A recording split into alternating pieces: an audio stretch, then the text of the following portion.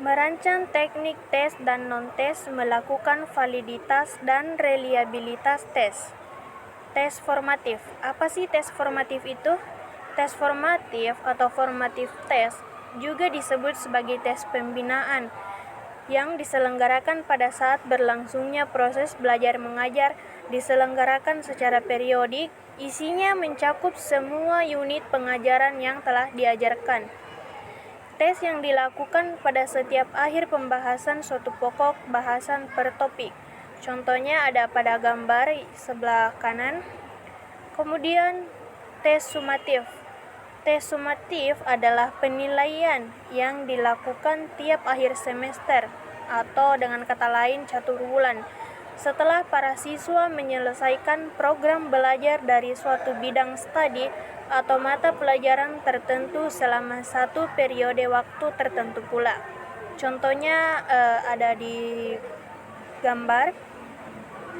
Kemudian apa sih perbedaan tes formatif dan sumatif itu? Nah, kita akan membahas perbedaannya. Perbedaannya, untuk tes formatif dilakukan saat proses pembelajaran unit atau bab atau kompetensi tertentu berlangsung. Sedangkan untuk tes sumatif dilakukan pada akhir pembelajaran unit atau bab kompetensi tertentu. Terus perbedaan yang kedua, tes formatif bertujuan untuk mengetahui perkembangan penguasaan peserta didik terhadap kompetensi yang sedang dipelajari. Sedangkan tes sumatif bertujuan untuk mengetahui pencapaian belajar peserta didik dari pembelajaran yang sudah berakhir. Perbedaan yang ketiga, untuk tes formatif, hasil digunakan untuk dasar memperbaiki proses pembelajaran yang sedang dipelajari, agar peserta didik mencapai penguasaan yang optimal. Sedangkan tes sumatif, hasil merupakan bukti mengenai apa yang dikuasai oleh peserta didik. Nah, perbedaan yang keempat, tes formatif, hasil penilaiannya formatif, tidak dipakai dalam menentukan nilai rapor. Sedangkan untuk hasil penilaian sumatif digunakan untuk menentukan nilai rapor naik atau tinggal kelas dan lulus atau tidak lulusnya siswa. Lanjut sekilas tentang instrumen. Dalam bidang pendidikan, instrumen digunakan untuk mengukur prestasi belajar siswa. Faktor-faktor yang diduga mempunyai hubungan atau berpengaruh terhadap hasil belajar, perkembangan hasil belajar siswa, keberhasilan proses belajar mengajar guru, dan keberhasilan pencapaian suatu program tertentu. Pada dasarnya, instrumen dapat dibagi dua, yaitu tes dan non-tes. Kita masuk pada bagian pengembangan instrumen tes. Instrumen tes itu adalah seperangkat soal yang berupa tugas dan pertanyaan yang menuntut peserta didik untuk mengorganisasikan dan menyatakan jawabannya menurut kata-kata atau kalimat sendiri. Cara pengembangan instrumen tes itu ada beberapa. Yang pertama, merumuskan tujuan tes. Yang kedua, mengidentifikasi kompetensi inti dan kompetensi dasar. Yang ketiga, analisis buku pelajaran dan sumber dari materi belajar lainnya. Yang keempat, mengidentifikasi materi-materi yang cocok untuk dibuat butiran soal. Kelima, membuat kisi-kisi. Kemudian selanjutnya penulisan soal disertai pembuatan kunci jawaban dan pedoman penskoran. 7. Penelaahan kembali rumusan soal oleh diri sendiri atau orang lain. Kemudian uji coba tes, terakhir analisis hasil uji coba. Pengembangan instrumen non-tes. Teknik penilaian non-tes berarti melaksanakan penilaian dengan tidak menggunakan tes. Alat pengukur non-tes berupa rangkaian pertanyaan atau pernyataan yang harus dijawab secara sengaja dalam suatu situasi yang kurang distandarisasikan dan yang dimaksudkan untuk mengukur kemampuan atau hasil belajar yang dapat diamati secara konkret dari individu atau kelompok. Kemudian lanjut pada bagian pengembangan instrumen non-tes. Teknik penilaian non-tes berarti melaksanakan penilaian dengan tidak menggunakan tes. Alat pengukur non-tes berupa rangkaian pertanyaan atau pernyataan yang harus dijawab secara sengaja dalam suatu situasi. Cara mengembangkan instrumen non-tes.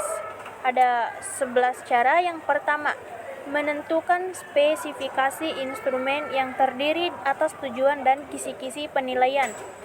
Kemudian, menulis pernyataan atau pertanyaan. Lanjut untuk menentukan skala penilaian. Kemudian, jangan lupa menentukan sistem penskoran. Terus, menelaah penilaian. Lanjut ke bagian 6, merakit penilaian. Kemudian yang ketujuh, melakukan uji coba. Menganalisis hasil uji coba. Selanjutnya, memperbaiki penilaian. Kemudian melaksanakan penilaian atau pengukuran. Dan yang terakhir, menafsirkan hasil pengukuran. Oke, kita masuk pada contoh instrumen non-tes dalam bentuk angket. Nah, ini ada contohnya. Kalian bisa memperhatikan. Ya. Oke, lanjut pada bagian uji validitas. Apa sih itu validitas? Validitas merupakan penilaian menyeluruh di mana bukti empiris dan logika teori mendukung pengambilan keputusan serta tindakan berdasarkan skor tes atau model-model penilaian yang lain. Macam-macam validitas ada 4, yaitu yang pertama validitas isi atau content validity, yaitu apabila mengukur tujuan khusus tertentu sejajar dengan materi atau isi pelajaran yang diberikan. Kedua, validitas konstruksi, yaitu apabila butir-butir soal yang membangun tes tersebut mengukur setiap aspek berpikir seperti yang disebutkan dalam tujuan pembelajaran. Yang ketiga, validitas ada sekarang, yaitu apabila hasilnya sesuai dengan pengalaman. Yang keempat, validitas prediksi, yaitu apabila mempunyai kemampuan memprediksi apa yang akan terjadi pada masa yang akan datang. Kemudian cara menghitung validitas instrumen. Jika hasilnya sesuai dengan kriterium, dalam arti memiliki kesejajaran antara hasil tes tersebut dengan kriterium. Teknik yang digunakan untuk mengetahuinya adalah teknik korelasi product moment. Dengan dikonsultasikan dengan tabel R, produk momen sehingga dapat diketahui signifikan tidaknya atau valid tidaknya korelasi tersebut. Jika harga R hitung lebih besar R tabel, maka signifikan atau valid. Jika R hitung lebih kecil dari R tabel, maka tidak signifikan atau tidak valid. Contohnya ada digambar dengan rumus RXY sama dengan sigma XY per akar sigma X pangkat 2 kali sigma Y pangkat 2. Kemudian lanjut ke bagian 2, korelasi produk momen dengan angka kasar. Lanjut pada bagian uji reliabilitas. Reliabilitas merupakan penerjemahan dari kata reliability yang mempunyai asal kata rely dan ability. Suatu instrumen dikatakan reliable jika jawaban terhadap pertanyaan adalah konsisten atau stabil dari waktu ke waktu. Rumusnya ada pada gambar.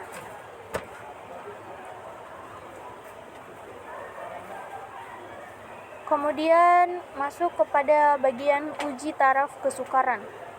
Bilangan yang menunjukkan sukar dan mudahnya suatu soal disebut indeks kesukaran, difficulty index. Besarnya indeks kesukaran antara 0,00 sampai 1,0. Indeks ini menunjukkan taraf kesukaran soal. Soal dengan indeks kesukaran 0,0 menunjukkan bahwa soal itu terlalu sukar. Sebaliknya, indeks 1,0 menunjukkan bahwa soalnya terlalu mudah. Dengan dalam istilah evaluasi, indeks kesukaran ini diberi simbol P, singkatan dari proporsi. Rumus untuk mencari P itu yaitu B per JS, di mana P adalah indeks kesukaran, B banyaknya siswa yang menjawab soal itu dengan benar, dan JS adalah jumlah seluruh siswa peserta tes. Contoh perhitungan ada di dalam gambar. Gambar pertama itu untuk analisis item untuk tingkat kesukaran. Terus yang contoh perhitungannya ini untuk analisis item untuk daya pembeda.